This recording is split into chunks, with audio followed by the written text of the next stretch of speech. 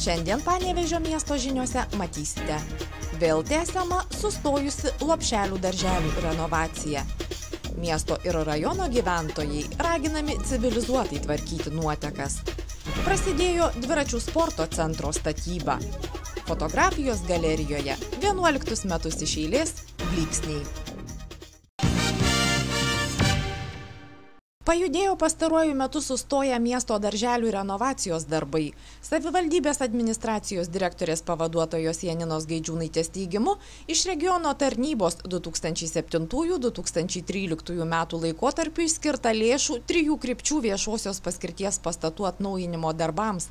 Pagal vieną jų modernizuojami 2 lopšeliai darželiai – Riešutėlis ir Žilvitis. Projektų įgyvendinimo metu numatoma atlikti vidaus patalpų remontą, sutvarkyti santechniką, įrengti vidaus patalpas, kabinetus, ypač skiriamas dėmesys mažiukams vaikams, tai yra nuo 1,5 iki 3 metų. Bus įrengtos patalpos viename iš tų darželių ir vaikams iki 1 metų amžiaus.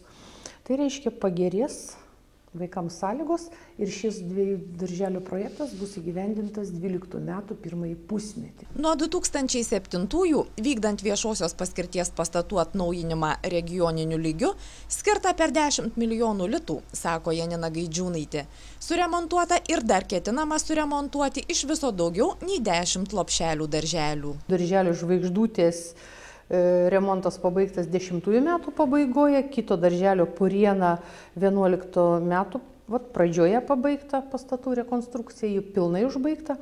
Toliau vykdomi rekonstrukcijos darbai Ramanausko darželyje, toliau yra vykdomi Vyturėlio, Kastyčio, Kregždutės, Vaikystės pastatų rekonstrukcija. Lopšelio darželio Papartis, pavyzdžiui, paraiška vertinama ir artimiausiu metu prasidės finansavimo ir administravimo darbai.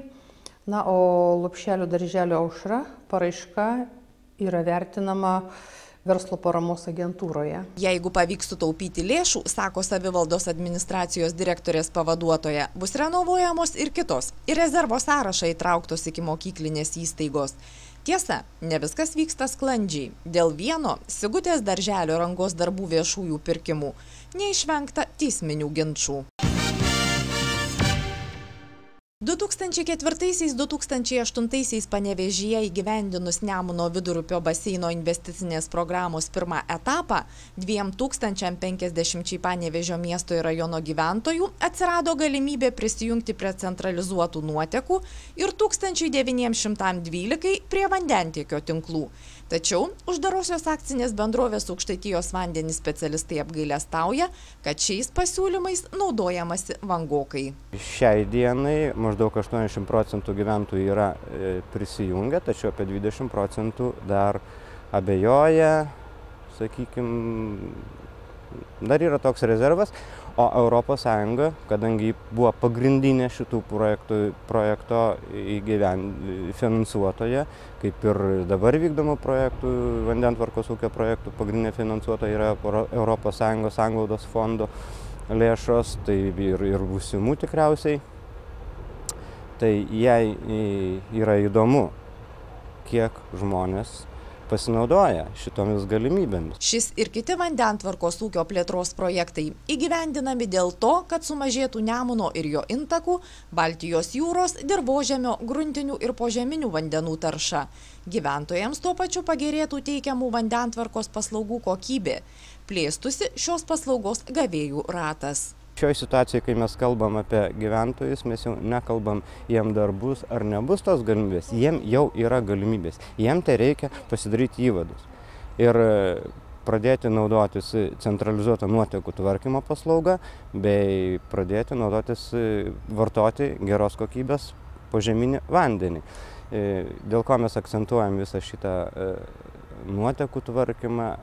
Nuotekos anksčiau ar vėliau, jos yra atlieka. Jos anksčiau ar vėliau patenka į gruntą, turi tokį potencialų poveikį vandenų užteršimui. Stengiantis, kad galimybėmis gyventi kokybiškiau pasinaudotų daugiau žmonių, uždaroji akcinė bendrovė Aukštaitijos vandenys inicijuoja kartu su Panevėžio miesto ir rajono savivaldybių architektūros ir urbanistikos skyrių specialistais parengti paprastesnę prisijungimo prie centralizuotų tinklų tvarką. Žmonės raginami civilizuotai tvarkyti nuotekas. Pradėta Panevėžio lengvosios atletikos maniežo priestato dviračių sporto centro statyba. Darbams, kuriuos atlieka Panevėžio statybos trestas, lėšos skirtos iš valstybės investicijų programos. Atėjo finansavimas 940 tūkstančių iš VIP programos vyriausybės ir dar savivaldybė skyrė trūkstamus pinigus pilnai projekto įgyvendinimui. O kad ką padarysim, tai bus tikrai šaunu, pagaliau sportininkai išeis iš rūsio ir turės pasaulinius standartus atitinkančią sportinę bazę, kur galės tiek treniruotis, tiek maitinimo, tiek poilsio, tiek visos kitos priemonės, kurios reikalingos aukštam sportiniam meistriškumui siekti. Dviračių sporto centras bus 2 aukštų, 490 kvadratinių metrų. Įkurtuves švęsti planuojama kitų metų gegužę. Jos Kūno kultūros ir sporto centro direktoriaus teigimu vainikuos ilgametės pastangas turėti dviratininkų treniruotėms tinkamą sporto bazę. Siekiam tai tikrai daug metų ir džiaugiamės, kad buvo išvažiuojamasis vyriausybės posėdis ir pats premjeras su ministrais buvo atvykęs ir nusileidęs į Rūsį pamatė, kaip mūsų garsiosios sportininkės, pasaulio rekordininkės, pasaulio čempionės ir prizininkės ruošiasi, priėmė tokį sprendimą. Tikrai jis, galim sakyti, nepraėjus nei metam buvo įgyvendintas, gavom pinigus. Įgyvendinus projektą, dviračių sporto centre manoma rengti ir mokomasias dviratininkų stovyklas. Į olimpiadą išlydėti sportininkės tikimasi irgi iš naujosios bazės. Šiandien fotografijos galerijoje atidaryta jaunųjų fotografų paroda Blyksniai 2011. Savo darbus joje rodo 20 autorių, o jaunųjų kūryba, pastebima, kasmet vis profesionalesnė. Turim Kosto Lisajevičiaus gan stiprius ir įdomius portretus. Pernai jisai parodoje dalyvavo irgi su portretais, bet buvo daugiau ten mergaičių tokie žaidybiniai. O šiemet jis jau paieškojo ir savo bendramžius pateikė jau tokiame rimtame portreto žanre. Turim įdomių ieškojimų. Laurinas Kairys jau keletą metų, jis pas mane dalyvauja parodoje. Ir šiemet jau tokie subtilūs, tokios linijos, tokie pastebėjimai, jau visai kitas žvilgsnis. Nors visą laiką, jau keletą metų, Laurinas turi visai savitą matymą. Projekto vadovė, parodos kuratorė Marija Čičirkienė džiaugiasi, kad jauni fotografai, net ir baigę mokyklas, išvažiavę studijuoti ne tik į Lietuvos, bet ir užsienio universitetus, nepamiršta tradicinių blyksnių.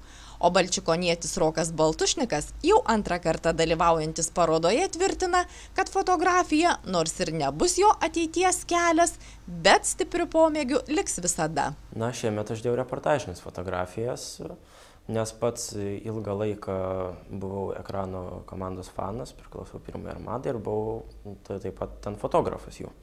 Ir per porą metų, kai aš dalyvavau šitoj veikloj, surinkau pakankamai neblogą kolekciją darbų ir kažką tai sprendžiu parodyti geriausius. Taip pat šita paroda dar gali būti skirta ir mūsų komandai ekrano, nes jau čempionai, kaip ir antrą kartą planuoja būti ir praeitais metais buvo čempionai. Blyksniai veiks iki lapkričio 13-osios. Parodoje meninė, reportažo fotografija, autentiški bei dokumentiškai tikslūs kadrai, kompiuterinės manipuliacijos.